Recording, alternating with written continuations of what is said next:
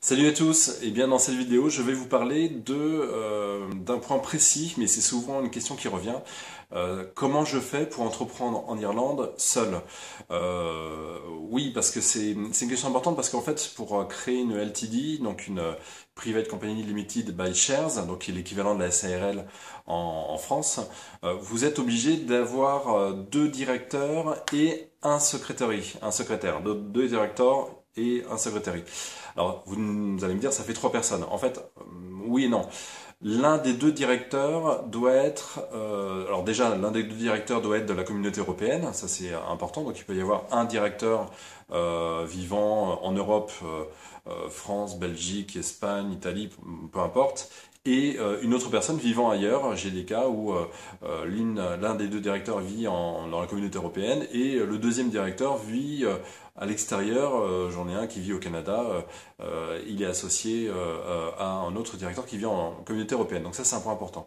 Donc quand on est seul, bon, donc deux directeurs et un secretary, l'un des deux directeurs peut cumuler le rôle de directeur 1 et de secretary. Donc finalement, on passe de trois personnes à deux personnes. Donc il faut deux personnes. Alors soit dans ce cas-là, si vous êtes seul, c'est compliqué, mais il y a des solutions. Donc soit vous faites un appel à un service de nomini, donc pour avoir un directeur nomini. Donc c'est absolument pas pour rechercher l'anonymat. Ça c'est vraiment du fantasme de vendeurs de package, de sociétés offshore. Non, non, en Irlande on fait les choses sérieusement, normalement. Si vous avez besoin d'un directeur nomini, c'est-à-dire ce qu'on appelle communément un prête-nom, mais c'est un usage complètement courant en Angleterre et en Irlande, eh bien, vous faites appel à ce service-là pour avoir, je dirais, coché, complété le deuxième critère du directeur numéro 2. Donc, vous êtes directeur 1, vous cumulez le rôle de directeur 1 avec le rôle de secretary, et pour le deuxième directeur, plutôt que de faire appel à une autre personne, de chercher un associé, vous faites appel à un service de nomini. La contrainte de ça, l'avantage c'est que c'est simple et voilà, vous avez un nom et la société peut être incorporée. La contrainte de ça, c'est que ça a un coût. En général, ceux qui font du service nomini, ce sont des avocats, des fiscalistes, des conseillers juridiques de haut niveau, des cabinets comptables, et ça coûte cher. Il y a des services, genre un nomini prix moyen, ça peut aller de 1200 euros à 3000 euros hors taxe par an. Par an. Donc ça peut être significatif. Donc si vous n'avez pas le choix, bah écoutez, 1600, moi je le fais à 1600 euros hors taxe par an. Je travaille avec un partenaire irlandais pour le service de nomini. Voilà, ça fait un petit peu plus de 160 euros un peu moins de 160 euros par mois. Si vous êtes bloqué, vous n'avez que cette solution, bon, voilà, c'est un élément à prendre en charge et à intégrer dans votre business plan. Sinon, il y a une autre solution pour simplifier les choses, puisqu'il vous suffit d'avoir un deuxième nom, vous pouvez très bien faire appel à un proche.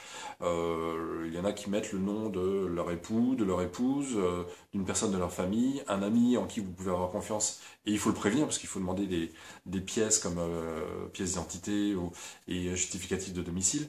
Et vous avez ou un ami ou un associé, bon voilà, une deuxième personne qui peut être directeur numéro 2, sachant que cette personne numéro 2, soit elle n'intervient pas dans la gestion de la société et elle est juste là pour remplir la case du deuxième directeur, soit elle a un véritable rôle dans la gestion de la société et c'est une organisation entre vous.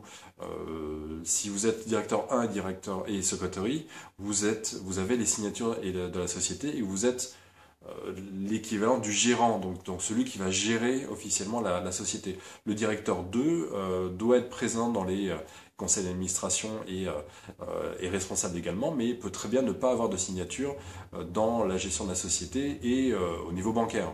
Donc ça c'est tout à fait possible. Et ça c'est complètement déconnecté de l'actionnariat, ça c'est encore autre chose. On peut très bien avoir un directeur 1, un directeur 2, des actionnaires différents, et vous n'êtes pas la notion de actionnaire majoritaire devenant directeur 1 ou devenant gérant comme en France, ça n'existe pas.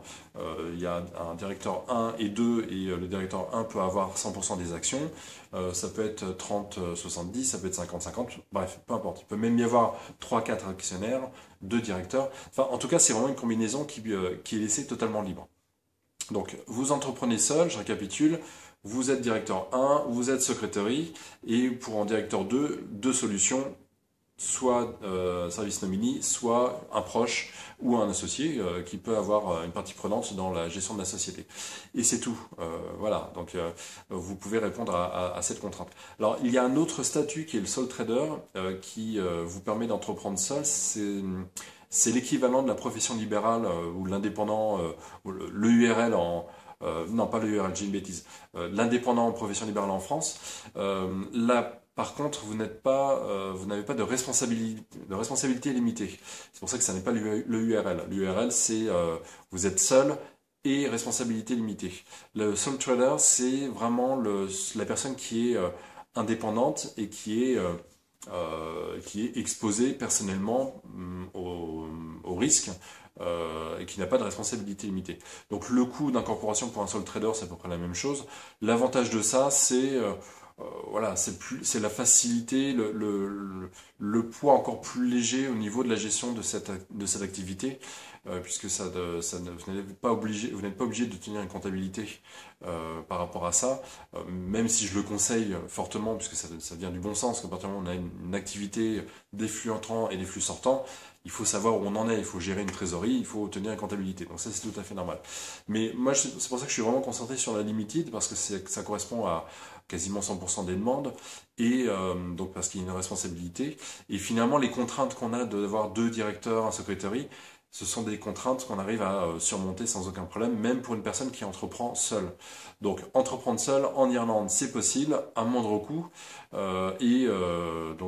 Ça, si vous voulez plus d'informations, vous avez la possibilité soit de laisser vos questions au niveau des commentaires en dessous, soit de m'envoyer un message. J'indique de toute façon mon email direct en dessous de la vidéo.